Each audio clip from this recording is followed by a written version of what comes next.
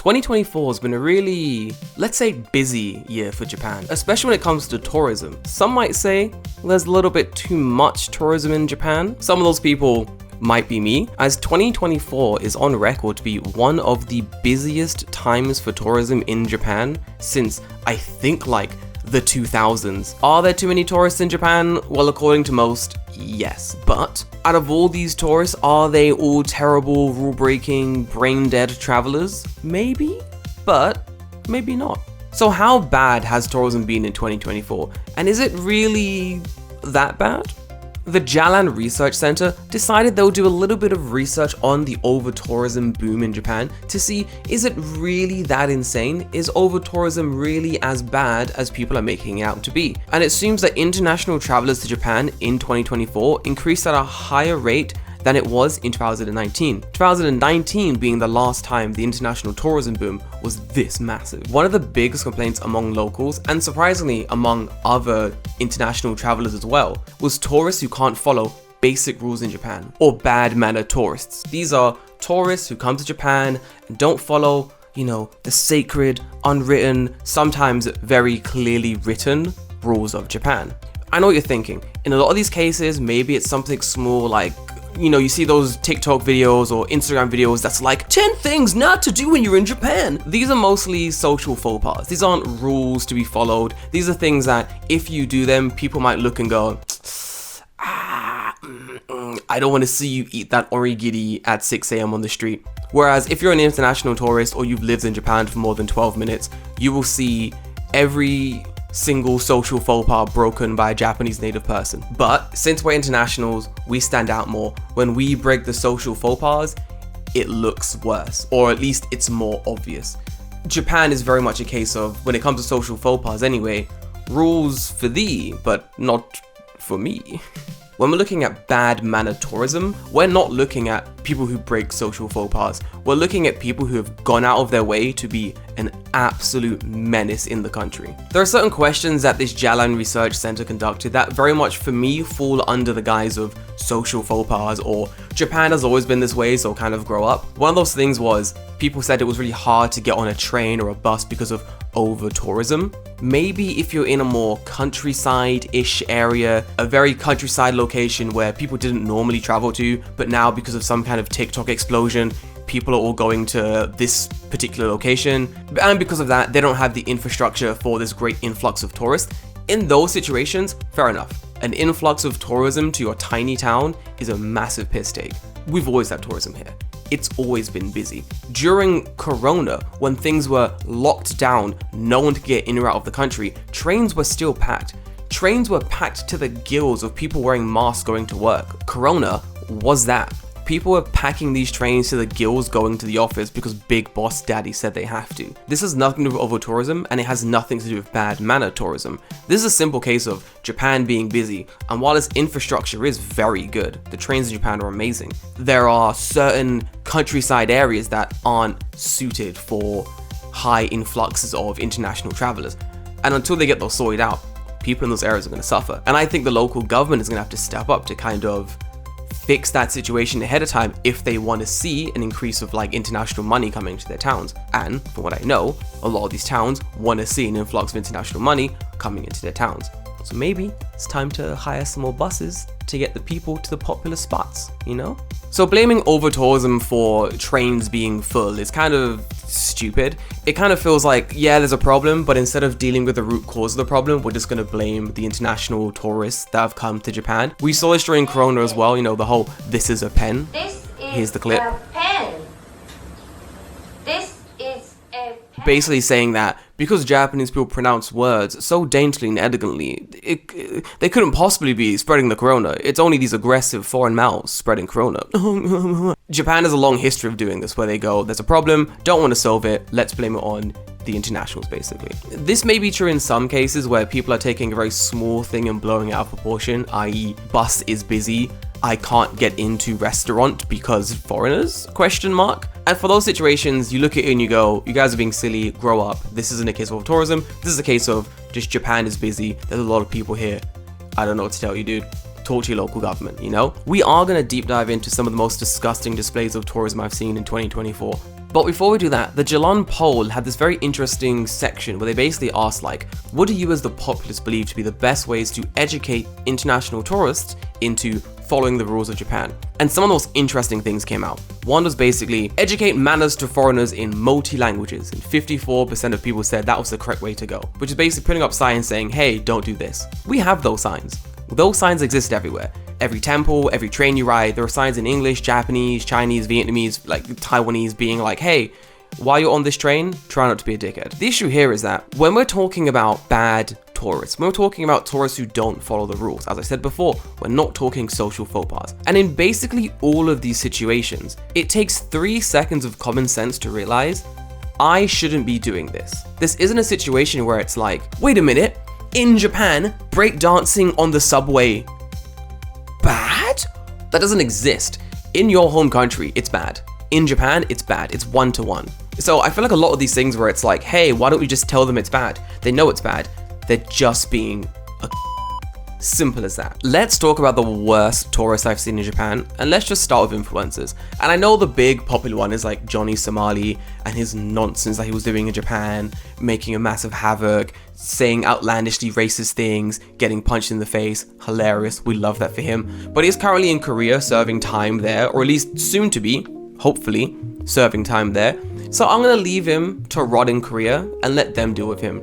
We all know what he did. I don't want to give any more eyes on his situation. Let's leave him there. Hopefully he gets locked away working on the fucking cabbage fields. Fuck that guy. But Johnny Somali is known as a nuisance streamer. That is his whole bag. But for your base influencer, for someone whose job it is to, you know, wield influence, to educate an audience on X, Y, and Z, to go to a country, be a brand ambassador, blah, blah, blah. You'd expect these people to come to Japan with a little more respect, you know, with a little more of a social understanding of how they should be acting in Japan, or, to be fair, anywhere they travel to. I'm not entirely sure why they think coming to Japan and acting this way is a good idea, but they can't seem to help themselves. Check out these dancing dudes.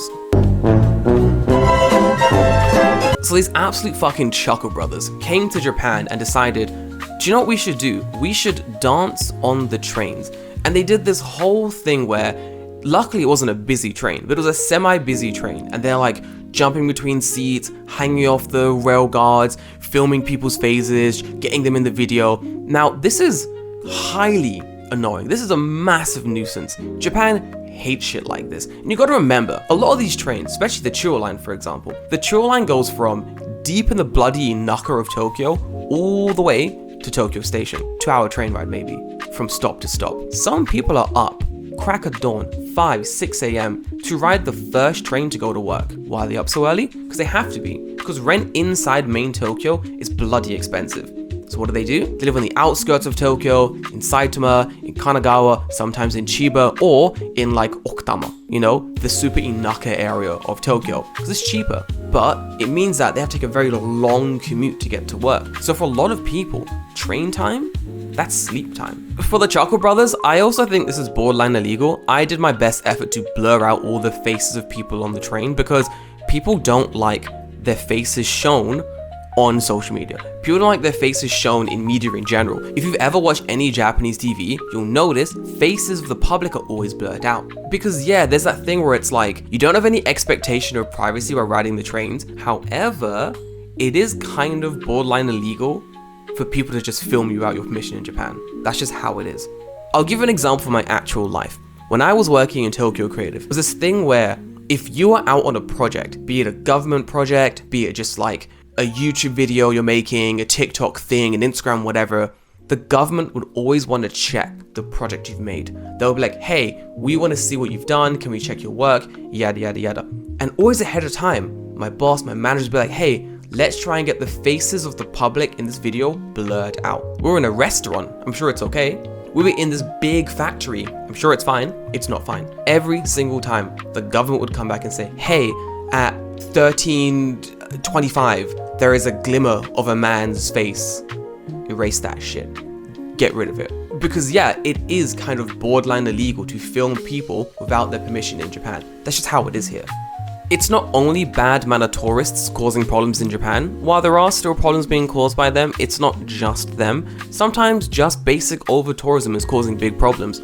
I said before that in deep countryside areas of Japan, where public transport isn't the best, or there's not really that many people there, or hotels, or like established infrastructure, a big influx of tourism can cause massive problems there. And we're currently seeing that with Ginzan Onsen.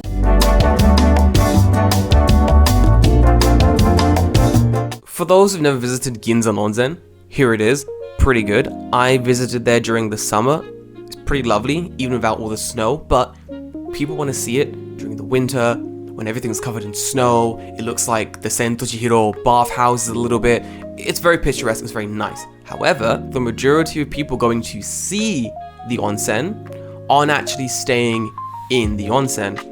They're staying in the local towns, they're staying in like the big cities, a couple hours away. They're driving up, taking the bus up, looking at the town, looking at the onsen, and then kind of fucking off back to their cheaper hotels. Because when it comes down to it, Ginzan Onsen isn't the cheapest place to stay. I'm not against this, I'm all for budget tourism. I love a good bargain. Staying in a cheaper location, traveling to where you want to visit, then coming back to your cheaper abode makes perfect sense to me. However, because so many people are doing it, it's kind of taking away from the mystique that those paying to stay at Ginzan Onsen want to experience themselves. So Ginzan Onsen has decided they need to limit the number of tourists coming to Ginzan Onsen in the wintertime. And Japan being Japan, they decided there's one of two ways to do this. One way, of course, a lottery system. Japan loves lotteries. Not lotteries as in you fill in some numbers and you can win money. Lottery as in you access a certain website at a certain time, put your details in at lightning fast speed, and hopefully you win a ticket at the time you want to go to the place or see the thing you want to see. Japan loves that system. Lucky for us, Ginzan Onsen decided, you know what, lottery system kind of annoying, we'll do a simple ticket system. That's it. If you're listening to this video, the ticket system is already in place. From December 23rd, 2024 till March 2025, the ticket system will be in place, limiting the number of visitors to Ginzan Onsen. From what it sounds like, if this system is successful, this is going to be the new system every year going forward. Every single year during the winter period, there'll be limited numbers of people who can visit the onsen. Personally, I'm in agreement with this system. I think this system is pretty good. Now, let me make this clear. Is it good that there's over-tourism in Ginzan Onsen and now the whole thing has to be limited? No. But there's nothing we can do. Over-tourism is here and it's here to stay. So we might as well make it so people visiting Ginzan Onsen can have the best time. And if that means limiting the number of visitors a day, then I guess that means we're limiting the number of visitors per day. The problem wasn't just over-tourism. Here's the issue. It's once again to do with bad tourists. I'm sorry, I know, I said over-tourism, but that's not the only reason. Because Ginzan Onsen has been a popular location for a long time. There's always been a lot of tourists there visiting Ginzan Onsen every winter. So why the sudden need for change? During peak season, pedestrians are running across the road, ignoring traffic laws, getting in the way of buses and cars going to and from, and most importantly, they're fighting over prime photo spots. Japan's a land of queuing, I appreciate that, being from the UK, very similar, but if there's a massive queue snaking around Ginzan Onsen for the prime photo spot, it's gonna cause some problems. It's gonna cause some massive problems. So yeah, it does make sense they're gonna have to limit the number of tourists. The ticketing system is really simple. If you are staying at Ginzan Onsen, you're good. Don't worry about it. No system needed, your VIP treatment, wear a kimono, walk around the town, have a good time, enjoy the lights, eat some food, dip in an onsen. You're fine. You're Gucci. Don't worry about it. Skip to the next part.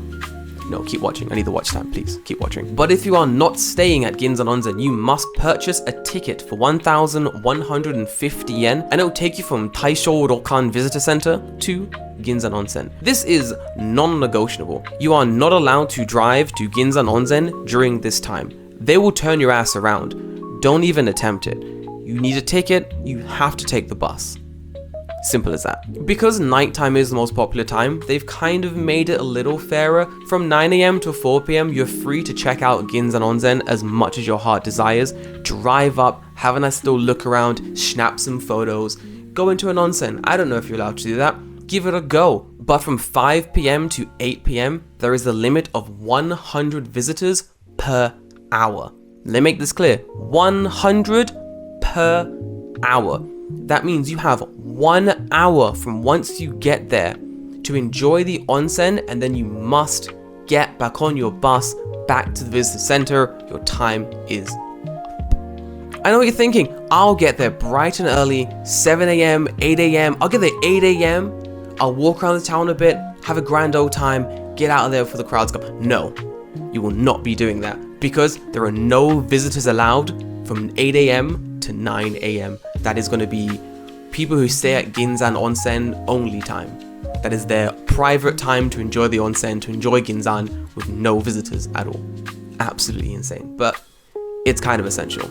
To get a shuttle bus ticket, you have to reserve at the link in the description. I'll put a link down there so you can get it. If you're coming to Japan between December and January and you want a ticket, they're on sale right now. If you're trying to get a ticket between February and March, tickets go on sale January 6th.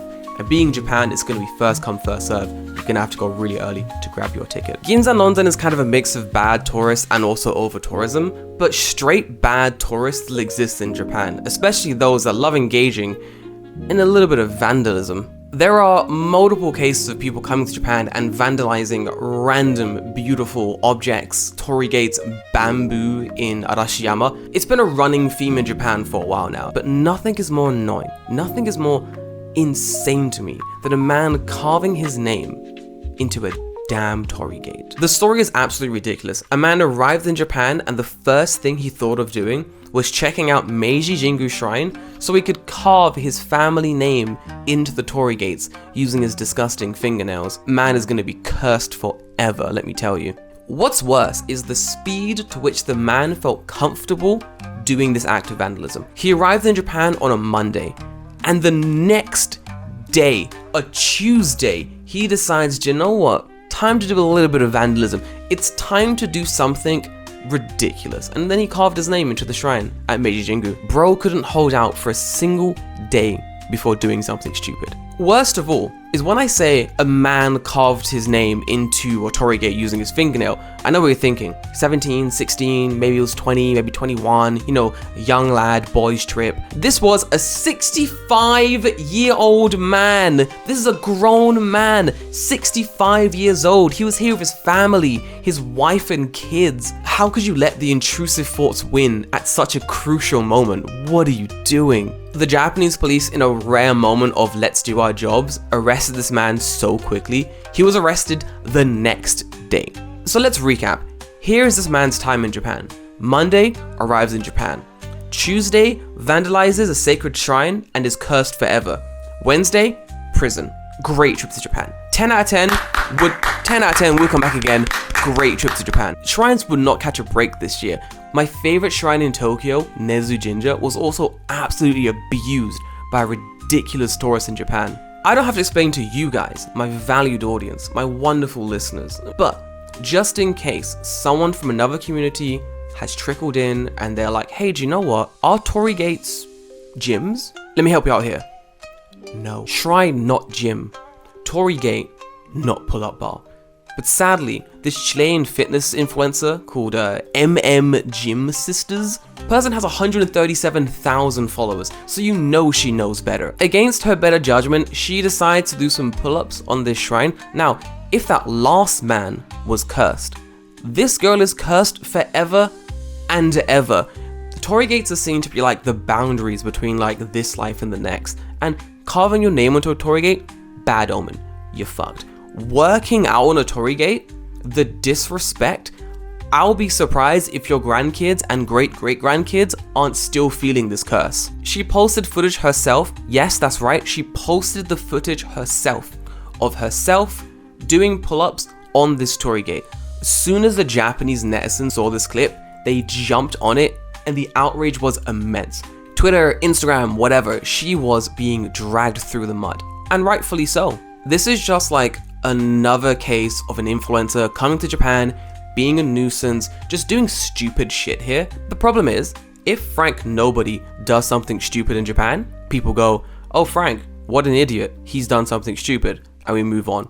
big influencer does something bad in Japan, it projects so much further into the conversation that now more people are going, oh, wait a minute, if this popular person does something stupid, does that mean they're all gonna do something stupid? This person's representing them. This is the person they're holding up to be a pillar of their community, be it online or otherwise. Foreigner bad? You're an influencer. You have influence. Please use it in a way that's positive. That's all I ask, especially when you come to Japan. It's already hard enough for foreigners living here to be accepted into the small communities that they're in. Don't make it harder by coming here and being an absolute nuisance. Please, it's all we ask. She did eventually apologize. She said, and I quote, "I want to apologize for my actions in Japan. It wasn't my intention to be disrespectful. It was something I did without thinking, and I feel bad for it." It was something I did without thinking? Yeah, I hope so. I would hope that you didn't think this was a good idea and then did it. But even then, is there not that little voice in the back of your head that screams to you, hey, don't do this, it's a bad thing to do? She's another influencer on the growing list who's making it hard for tourists and international travelers coming to Japan to have a nice, chill time here. Here's the thing as well, that's really important.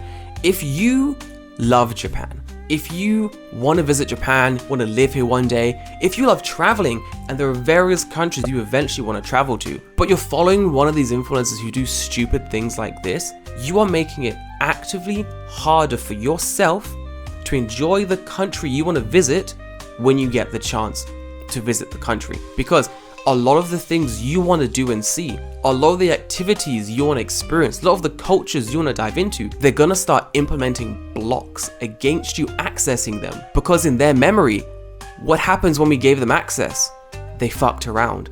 Their influencers decided to do push-ups on our torii gates. They decided to throw ramen in our convenience store. They decided to F around without proficiently finding out. That's why now we have the ticket system in Ginzan Onsen. Check out the big tarp they put in front of Mount Fuji Lawson because there were so many bad tourists walking into the road, blocking traffic, blocking foot traffic to get pictures of Mount Fuji by the Lawson. Bad tourism, bad tourists, not following simple manners eventually causes the things we want to do, the things we love to see, to be shut down. Everyone in this community is super respectful, and I love you guys for that. And I know eventually you want to come to Japan, but seeing these nuisance streamers, hearing about bad tourists, people might want to delay their trip to Japan.